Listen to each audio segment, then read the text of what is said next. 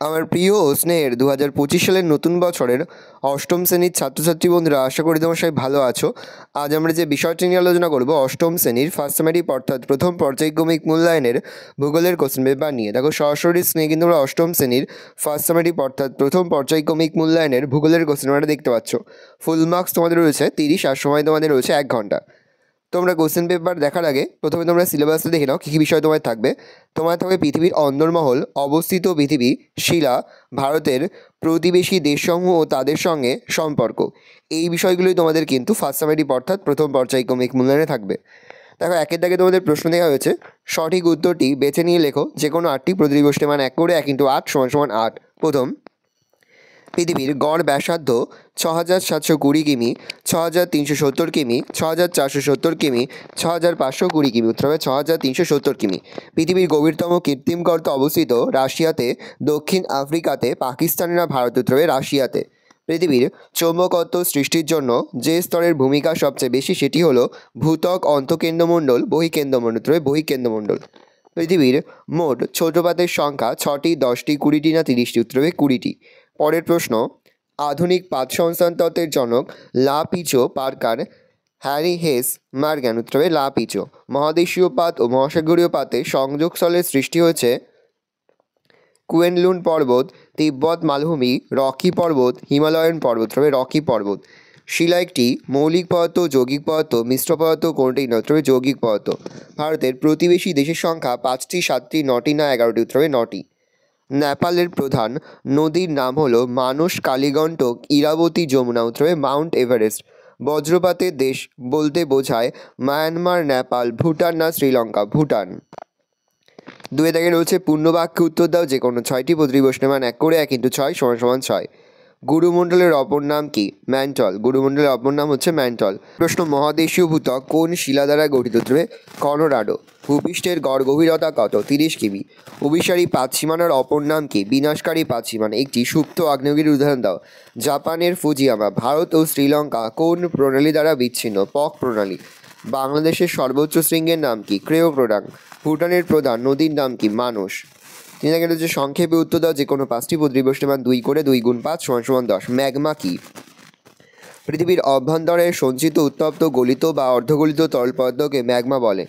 ভূগর্ভে তাপ, চাপ ও রাসায়নিক বিক্রিয়া ঘটলে ভূগর্ভের পদার্থের স্থিতিশীলতা নষ্ট হয় এবং এই সব পদার্থসমূহ গলে গিয়ে ম্যাগমার সৃষ্টি হয়। ম্যাগমায় বিষাক্ত গ্যাস, বাষ্প ও নানা ধরনের রাসায়নিক, ধাতব ও অধাতব অর্ধতরল পদার্থ গলিত অবস্থায় থাকে। পরের প্রশ্ন, ভূ অভ্যন্তরের অ্যাস্ট্রোস্ফিয়ারের অবস্থান কোথায়? শিলামণ্ডলের ঠিক নিচে এবং গুরুমণ্ডলের ওপরের অংশে ময়দার মণ্ডের মতো নমনীয় ও স্থিতিস্থাপক শিলাস্তরকে অ্যাস্ট্রোস্ফিয়ার বলে। স্তরটির গড় গভীরতা প্রায় 100 কিমি। ভূ অভ্যন্তরের তাপ ও চাপের তারতম্য ঘটলে এবং রাসায়নিক বিক্রিয়া ঘটলে মাঝে মাঝে স্তরটি অস্থিতিশীল হয়ে পড়ে, তাই এটি ক্ষুব্ধমণ্ডল নামে পরিচিত। অভিসারী পাতসীমানাকে বিনাশকারী পাতসীমানা বলে কেন? যে পাতসীমানা বরাবর 2টি পাত পরস্পরের দিকে এগিয়ে এসে একে অপরের সঙ্গে সংঘর্ষে লিপ্ত হয় সেই পাতসীমানাকে অভিসারী পাতসীমানা বলে। এই পাতসীমানায় অপেক্ষিত ভারী পাতটি হালকা পাতের তলায় অনুপ্রবেশ করে এবং ভারী পাতের নিমজ্জিত অংশের অবলুপ্তি বা বিনাশ ঘটে। সেজন্য এই পাতসীমানাকে বিনাশকারী পাতসীমানা বলে। উদাহরণ, প্রশান্ত মহাসাগরীয় পাত ও আমেরিকা পাতের সংযোগস্থল। আগ্নেয় শিলাতে জীবাশ্ম দেখা যায় না কেন? সাধারণত পাললিক শিলা গঠনকালে পলিস্তরে আবদ্ধ সামুদ্রিক প্রাণী বা উদ্ভিদ পলিস্তরের চাপে প্রস্রীভূত হলে শিলায় তাদের দেহাবশেষের ছাপ পড়ে এবং জীবাশ্মের সৃষ্টি হয়, কিন্তু আগ্নেয় শিলা ভূ অভ্যন্তরের উত্তপ্ত ও গলিত পদার্থের সঞ্চয়ে সৃষ্টি হয়। এই উত্তপ্ত ম্যাগমা বা লাভার সংস্পর্শে জীবদেহ এলে তা পুড়ে ছাই হয়ে যায়, তাই আগ্নেয় শিলাতে জীবাশ্ম দেখা যায় না। পেট্রোলজি বলতে কী বোঝো? ভূবিজ্ঞানের যে শাস্ত্র শিলার উৎপত্তি ও বৈশিষ্ট্য নিয়ে আলোচনা করে তাকে পেট্রোলজি বলে। এই শাস্ত্রে শিলার বয়স, শ্রেণীবিভাগ, গঠন, গুণাগুণ, প্রভাব প্রভৃতি বিষয় নিয়ে চর্চা ও গবেষণা করা হয়। পাকিস্তানের জলসেচ ব্যবস্থার পরিচয় দাও। পাকিস্তানের বার্ষিক গড় বৃষ্টিপাতের পরিমাণ কম হওয়ায় কৃষিজমিতে জলসেচ ব্যবস্থার একান্ত প্রয়োজন হয়। পাকিস্তান পৃথিবীর অন্যতম শ্রেষ্ঠ জলসেচ কার্যকারী দেশ। পাকিস্তানের সেচ বাঁধগুলির মধ্যে সিন্ধুর, শৌকুর বা লয়ডস, জিন্না, তারবেলা, কোটার, বিতস্তার, মঙ্গলা, রসুল, শতদ্রু, লেম্যান, সুইলেমান, চন্দ্রভাগার, মারাল, ইরাবতীর, বল্লকী প্রভৃতি বাঁধ বিশেষ উল্লেখযোগ্য। অন্যদিকে সেচখালের মধ্যে ইরাবতীর নিম্ন বাড়ি দোয়াব খাল, চন্দ্রভাগ খাল, বিতস্তা খাল, সিন্ধু খাল প্রভৃতি উল্লেখযোগ্য। এছাড়াও বেলুচিস্তানের মতো শুষ্ক প্রধান অঞ্চলে ভূগর্ভস্থ সুড়ঙ্গ পথ দিয়ে জল নিয়ে জলসেচ করা হয়। একে ক্যারেজ প্রথা বলা হয়। ক্যারেজ প্রথা কাকে বলে? পাকিস্তানের পশ্চিমের শুষ্ক অঞ্চলে মাটির নিচে সুড়ঙ্গ কেটে কৃষিক্ষেত্রে জল প্রেরণের ব্যবস্থাকে ক্যারেজ প্রথা বলে। এতে জলের অপচয় হ্রাস পায় এবং জলকে বাষ্পীভবনের হাত থেকে রক্ষা করা যায়। 4 দাগের যে কোনো দুটি প্রশ্ন দেওয়া, প্রশ্নের মান 3 করে 3 গুণ 2 = 6। বা সায়াল ও সীমা বা সাইমা কাকে বলে? সিলিকন অ্যালুমিনিয়াম দিয়ে গঠিত পৃথিবীর সবচেয়ে হালকা বহিরাবরণ বা মহাদেশীয় ভূত্বককে শিয়াল বা সায়াল বলে। এই স্তরটির গড় গভীরতা প্রায় 60 কিমি এবং গড় ঘনত্ব 2.78 গ্রাম পার ঘন সেমি। প্রধানত গ্রানাইট, গ্রাবো, টোরোরাইট, পেরিডোটাইট প্রভৃতি শিলা দ্বারা স্তরটি গঠিত হয়েছে।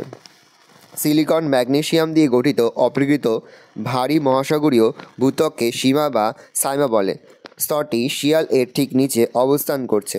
এই স্তরটির গড় গভীরতা প্রায় 5 কিমি এবং গড় ঘনত্ব 2.9 থেকে 3 গ্রাম পার ঘন সেমি। প্রধানত ব্যাসল্ট, রায়োলাইট, অ্যান্ডিসাইট প্রভৃতি শিলা দ্বারা স্তরটি গঠিত হয়েছে। পাললিক শিলায় ক্লাস গঠন হয় না কেন? বিভিন্ন খনিজের সঙ্গে দৃঢ়ভাবে জলের অণু সংযুক্ত হলে ক্লাস গঠিত হয়। সাধারণত একটি নির্দিষ্ট ক্রমে পরমাণুগুলি অবস্থান করলে ক্লাসাকার ধারণ করে। বিশেষত আগ্নেয় শিলা গঠনকালে শিলা মধ্যস্থ গরম খনিজ জল ঠান্ডা হয়ে ক্লাস গঠন করে, কিন্তু পাললিক শিলা গঠনের সময় বৃহৎ জলাশয়, নদী বা সমুদ্র তলদেশে পলিস্তরে সঞ্চিত হয়। এই সঞ্চিত পলিস্তর উপরের স্তরের প্রচণ্ড চাপে জমাট বেঁধে পাললিক শিলায় পরিণত হয়। পলিস্তর জমাট বাঁধার সময় শিলাস্থিত জল অপসৃত হয় এবং তাপের অভাবে জলের অণু ক্লাসাকার ধারণ করতে পারে না, তাই পাললিক শিলায় ক্লাস গঠন হয় না। ভূমিকম্পের হাত থেকে রক্ষা পাওয়ার জন্য কী কী করা উচিত? ভূমিকম্পের পূর্বাভাস তেমন সঠিকভাবে দেওয়া যায় না। হঠাৎ করে আসলে বলে এই দুর্যোগ বা বিপর্যয়ের ফলাফল মারাত্মক হয়। মারাত্মক ক্ষয়ক্ষতির প্রভাব থেকে রক্ষা পাওয়ার জন্য করণীয় বিষয়গুলি হলো: 1. ভূমিকম্পের সময় দ্রুত বাড়ি বা স্কুল থেকে বেরিয়ে খোলা জায়গায় আসতে হবে। 2. বাইরে বেরিয়ে আসা সম্ভব না হলে বাড়ির মধ্যে দ্রুত কোনো টেবিল বা শক্ত আসবাবের তলায় ঢুকে পড়তে হবে। 3. গাড়িতে থাকলে গাড়ি থেকে বেরিয়ে আসতে হবে। 4. ভূমিকম্প চলাকালীন বহুতল বাড়ির ঝুল বারান্দা, সিঁড়ি, লিফটের ব্যবহার এড়িয়ে চলতে হবে। 5. বাড়ি তৈরির ক্ষেত্রে ভূমিকম্প প্রতিহত হবে এমন আধুনিক প্রযুক্তির ব্যবহার করা প্রয়োজন, যেমন স্প্রিংযুক্ত পিলার ব্যবহার করা। বাড়ি থেকে বেরোনোর আগে সম্ভব হলে প্রয়োজনীয় জিনিসপত্রের সঙ্গে নিতে হবে। 7. ভূমিকম্প অনুভূত হলে প্রাচীন অথবা অত্যন্ত কার্যকরী পদ্ধতি হিসাবে শাঁখ, কাঁসর, ঘণ্টা, বাসন বাজিয়ে প্রতিবেশীদের সতর্ক করে দিতে হবে। 8. কোনো দেওয়ালের পাশে দাঁড়ালে হবে না। 9. বিদ্যুতের খুঁটির কাছে যাওয়া উচিত নয় হবে। পরের প্রশ্ন, বাংলাদেশে কৃষিকাজ সম্বন্ধে সংক্ষেপে আলোচনা করো। বাংলাদেশ উর্বর পলল মৃত্তিকা ও সমতল ভূমিযুক্ত হওয়ায় কৃষিপ্রধান দেশ হিসাবে খ্যাত। কৃষির অনুকূল ভৌগোলিক পরিবেশ থাকায় বাংলাদেশে প্রায় 90% অধিবাসী কৃষিজীবী। প্রধান কৃষি ও ফসলগুলি হল ধান।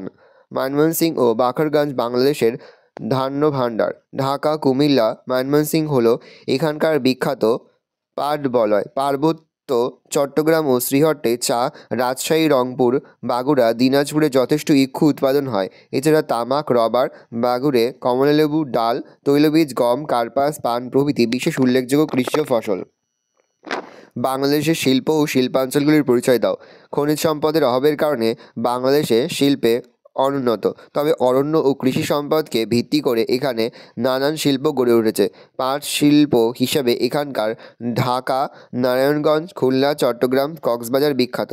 বাংলাদেশে নারায়ণগঞ্জে প্রচুর পাটকলের কেন্দ্রীভবনের কারণে একে প্রাচ্যের ডান্ডি বলা হয়। দামরার আদমজি জুট মিল বাংলাদেশের বৃহত্তম পাটকল। ঢাকা, খুলনা, কুষ্টিয়ার কার্পাস বয়ন, চীন ও কাগজ কল গড়ে উঠেছে। এখানকার যশোরের চিরুনি ও শাঁখ শিল্প বিখ্যাত। বাংলাদেশের ঢাকার মসলিন, জামদানি ও টাঙ্গাইলা শাড়ি বিশ্ববিখ্যাত। বাংলাদেশের জাহাজ নির্মাণ শিল্প, মৎস্য শিল্প, কাঁসাবিদ শিল্প, বাঁশ বেত শিল্প বর্তমানে খুব প্রসার লাভ করেছে। ভালো করে দেখে নাও, এই রয়েছে টোটাল তোমাদের ফার্স্ট সামেটিক অর্থাৎ প্রথম পর্যায়ক্রমিক মূল্যায়নের অষ্টম শ্রেণীর ভূগোলের কোশ্চেন পেপার। ভালো করে কোশ্চেনটা দেখে নাও।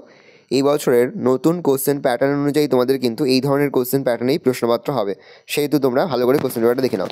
আশা করি ভিডিওটা ভালো লেগেছে। ভিডিও ভালো লাগলে ভিডিও লাইক করতে ভুলবে না। আর আমার চ্যানেল নতুন হাওয়া লাল ক্লাস প্রেস করে পাশে বেল আইকন প্রেস করে যখন নতুন করে ভিডিও আপলোড করি সবার ফার্স্ট নোটিফিকেশন তোমরা পেয়ে যাও। আর এই ভিডিওটি তোমার বন্ধু বান্ধবী আত্মীয়স্বজন সবার মধ্যে কিন্তু অনেক শেয়ার করে যেটা বছর অষ্টম শ্রেণীতে পড়ছে। আমরা কিন্তু ইতিমধ্যে অষ্টম শ্রেণীর প্রতি বিষয়ের সিলেবাস, প্রশ্নকার্ড এবং নমুনা প্রশ্নপত্র কিন্তু আপলোড করে দিয়েছি। তোমাদের এখনও পর্যন্ত সেই ভিডিওগুলো না দেখে থাকো, ভিডিওগুলো কিন্তু রাত্রে দেখে নাও। তোমাদের সকলকে জানাই আগাম পরীক্ষার অনেক শুভেচ্ছা এবং অভিনন্দন। একেবারে ভিডিও শেষে স্ক্রিনে তোমরা একটা প্লেলিস্ট দেখতে পারো, তারপরে ক্লিক করলেই সমস্ত ভিডিওগুলো কিন্তু তোমরা পর